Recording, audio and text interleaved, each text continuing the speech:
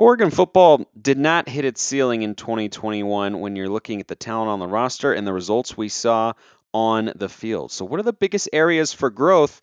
And it is game week. And there's a note for Oregon fans that I talked about a long time ago on the show, but apparently it has to be mentioned again. Here we go.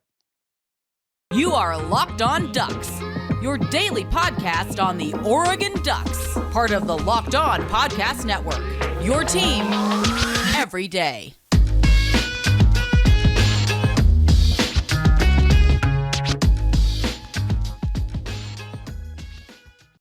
Yes, it is that time once again for Locked On Ducks. I'm your host, Spencer McLaughlin, D1 play-by-play broadcaster and lifelong Oregon Ducks fan. Thanks for making this your first listen or your first view of the day, part of the Locked On Podcast Network, your number one source to stay up to date with the Ducks, which is why, if you have not already, you should like, comment, and subscribe wherever you're listening to or watching this show. I appreciate everybody out there who's done so already. Numbers looking really good in the build-up for the season, and oh my goodness, it is game week. It is game week. There's an Oregon football game on Saturday.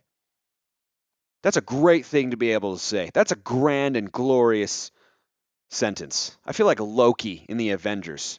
I am burdened with glorious purpose to remind you that there's an Oregon football game on Saturday. Gosh, I can't wait. I really cannot wait. It is a very exciting time. But where can Oregon get better compared to 2021? There are a number of areas. And yes, the most obvious one that I've talked about here on the show is a combination of the quarterbacks and the receivers being more in sync, utilizing the receivers more, and creating more explosive plays.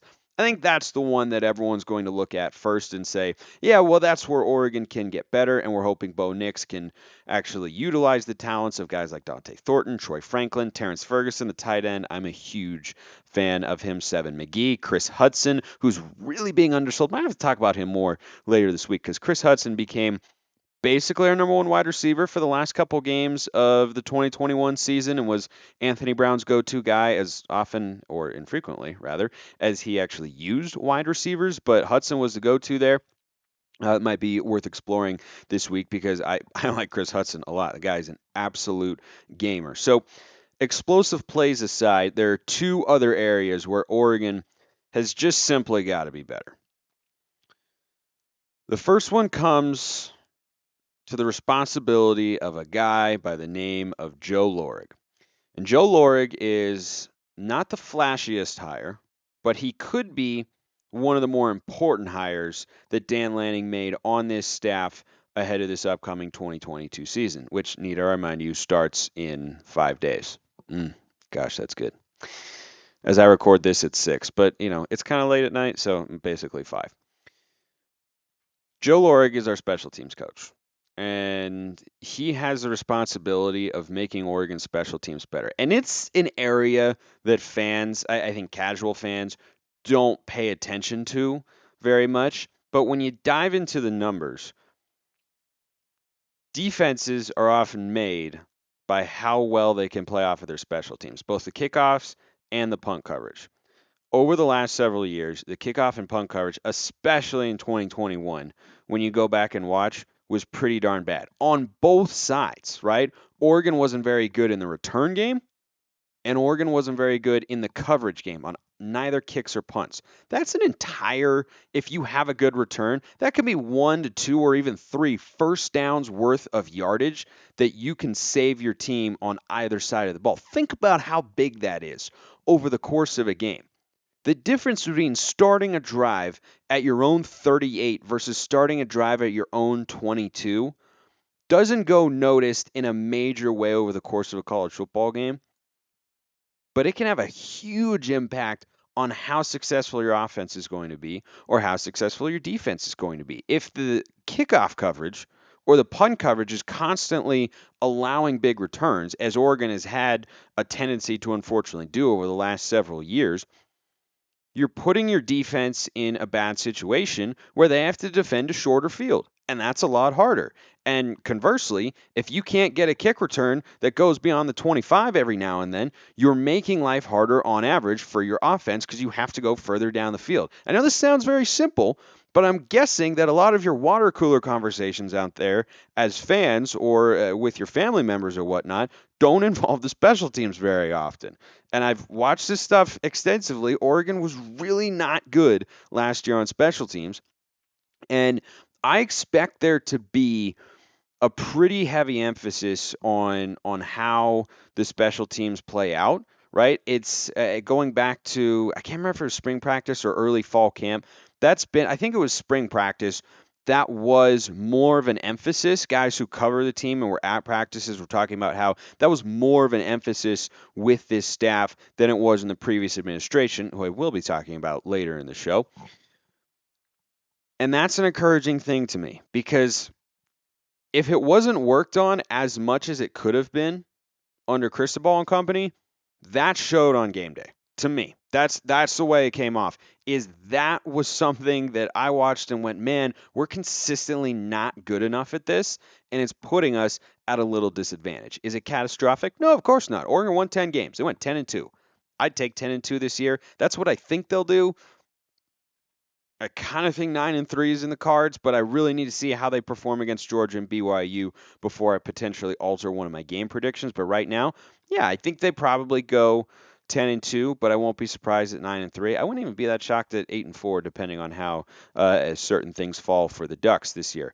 But what I see is special teams being one of those things where it's not going to create a cataclysmic difference, right? You're not going to beat Utah because your special teams are better. But you might be more competitive. You might be able to stay in the game a little bit longer. You might be able to win a game more comfortably than we did in 2021 if your special teams are able to be better. So I think that's an area where you can be. And as a defensive head coach and Dan Lanning, or having one, I guess I should say, we should expect that that's going to be a little bit more of an emphasis because, like I was talking about earlier, defense and the punting play off of one another, right?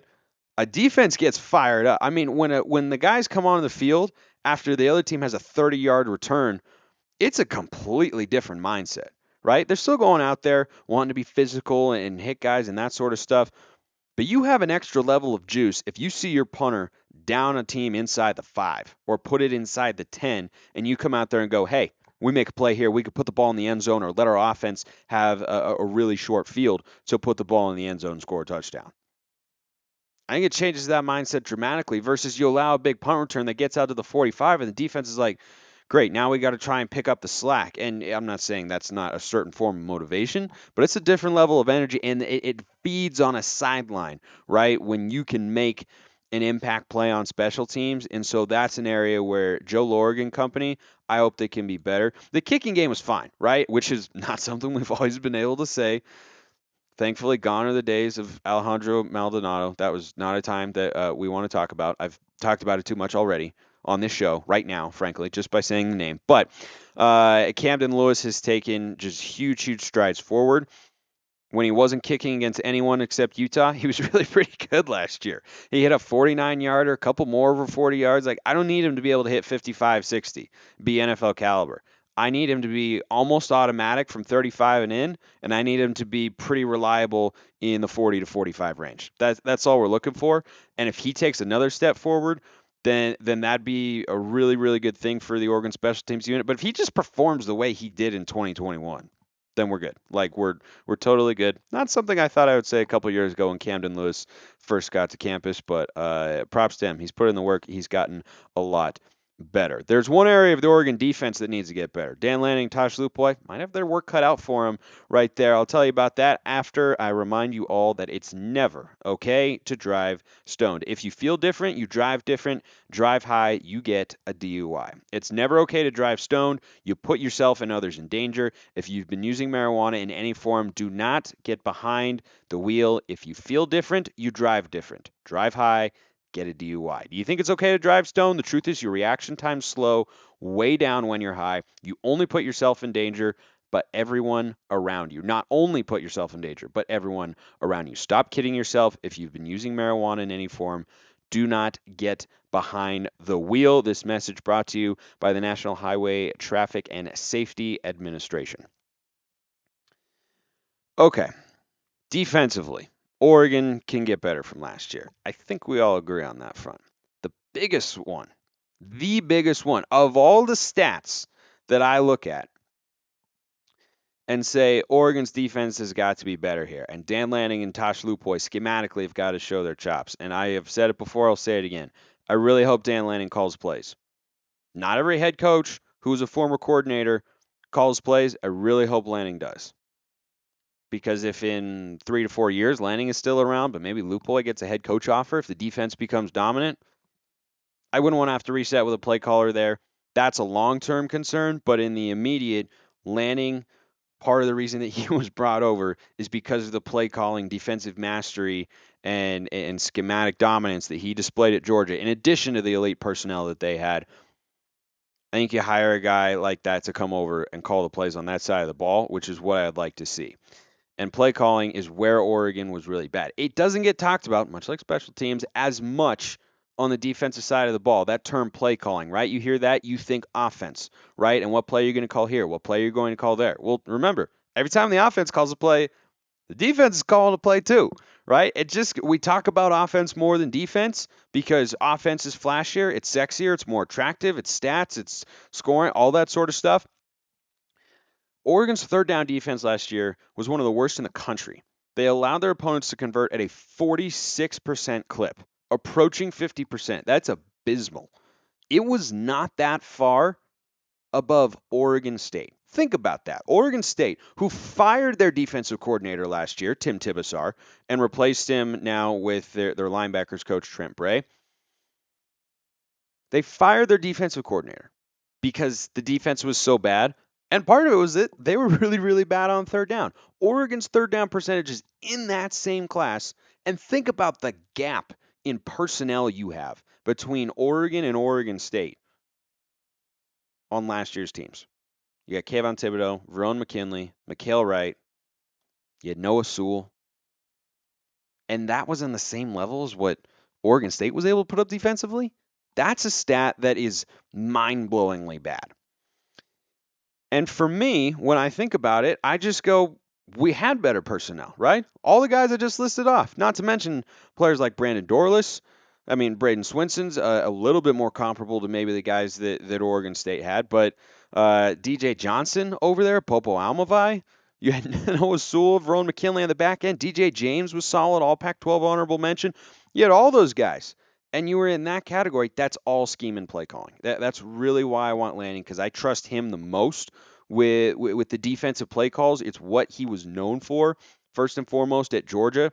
Recruiting was kind of second. I mean, he's very good at recruiting. Obviously, we've seen that so far. But that's what he was really, really good at, and what Georgia is probably going to miss the most is having Dan Lanning there to call plays. And I think that even though you have some personnel losses from a year ago, right? Two of the guys I mentioned, Kayvon Thibodeaux and Verone McKinley, you still have a bunch of talent over there, right? Noah Sewell, NFL talent. Justin Flo, NFL talent. Pray to God he's healthy.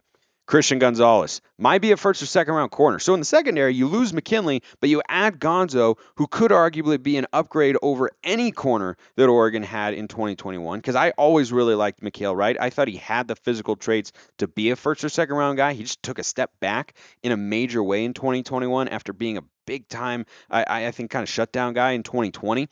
But he regressed a little bit, went to the NFL. Of course, we know he didn't get drafted.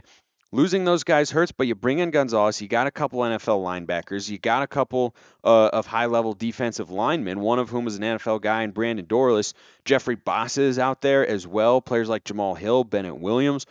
I think that's more than enough talent to be way better than that number. Like, frankly, at the end of the season, if Oregon's third down percentage is on the defensive side of the ball, if it's not under 40%, I'll be pretty disappointed, because that's what we hired Lanning for. That's what he's promising. That's what the hype around him is on that side. You got to be able to have that stat better. Even though they've lost a little bit on that side of the ball, there's still more than enough talent to be way, way better than that. It would be nice, and I think helpful for Lanning and company if they were able to, get some solidity.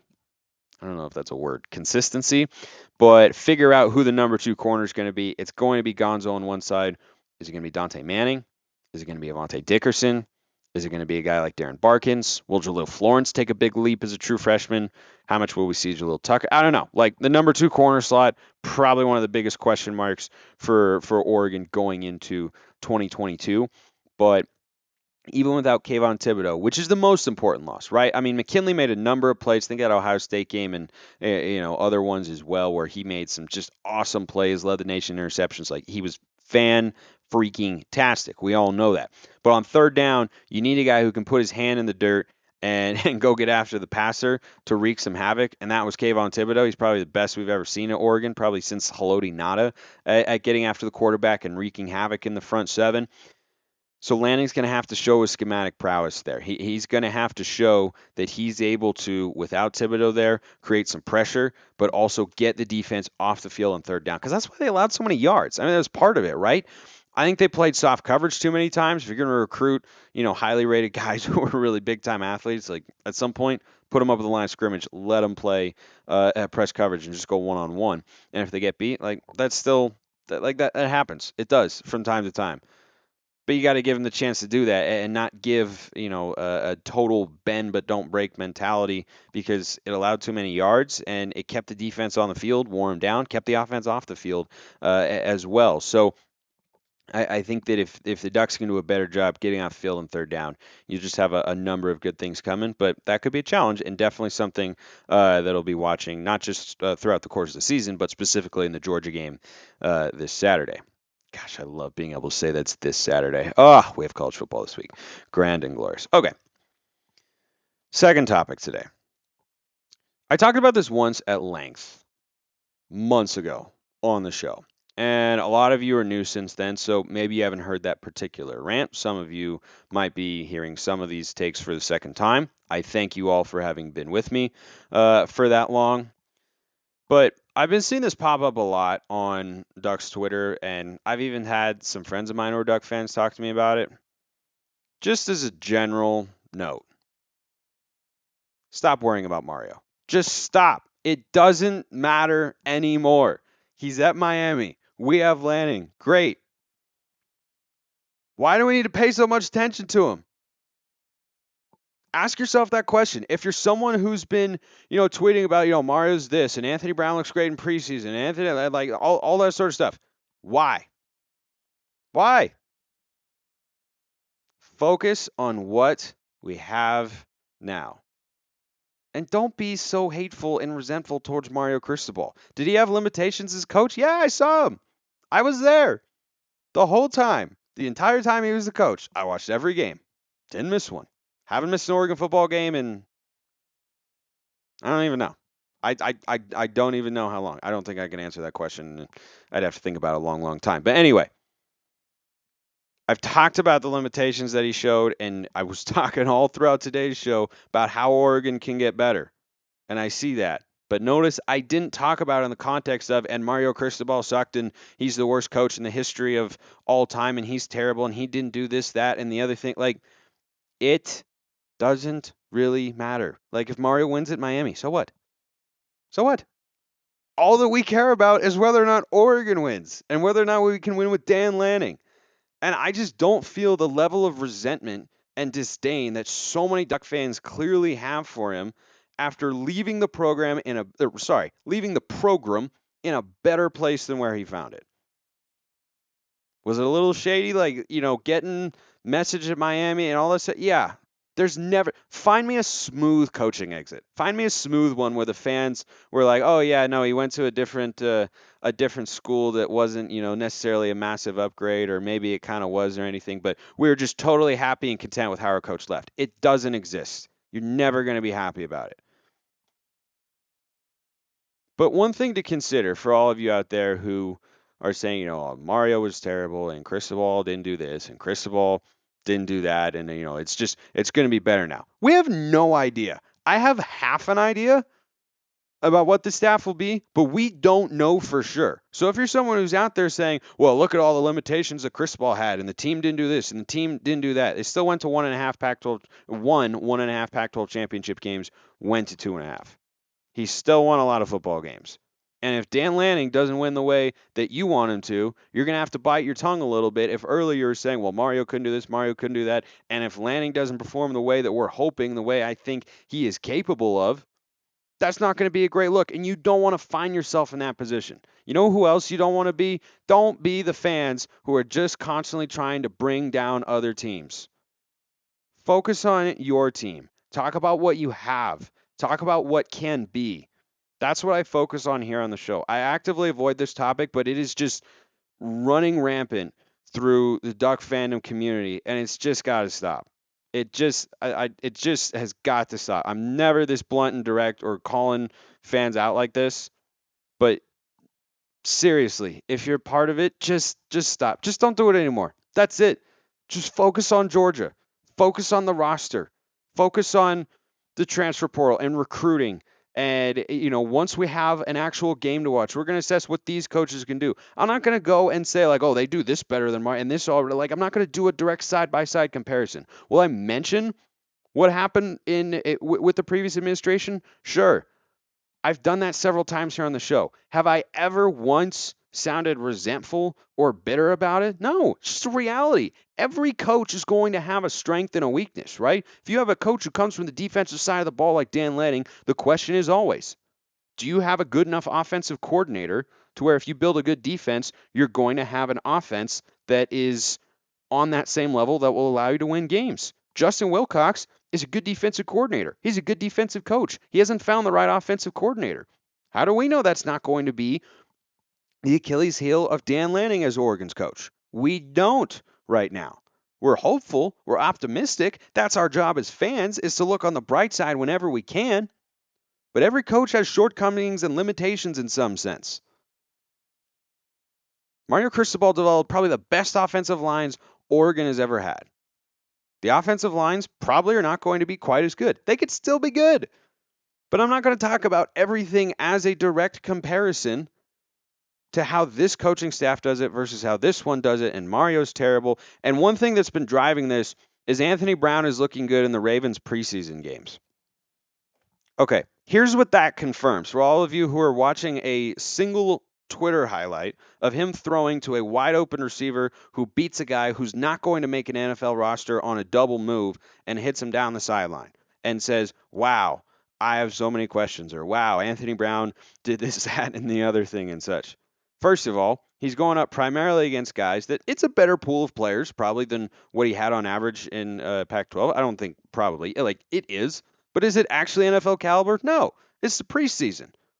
So it's not like he's going up against the best defense in the NFL and just shredding them. He's going up against guys who are fringe NFL players, and he's made a couple of throws.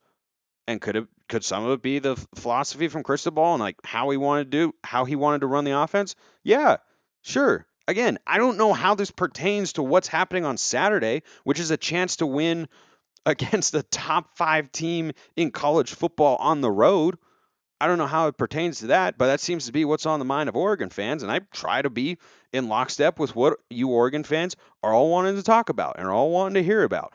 And this has just been a recurring theme. I keep seeing it over and over, and Cristobal this and Cristobal that, and I'm like, don't really care anymore. Care about what we have now and what can be built in the future. What can this coaching staff do with the incoming recruits? What can this coaching staff do with the players on the roster? Can these things be better? But focus on what we have and what is here. Don't become the fans that are wanting to just tear down the other teams. Don't do that.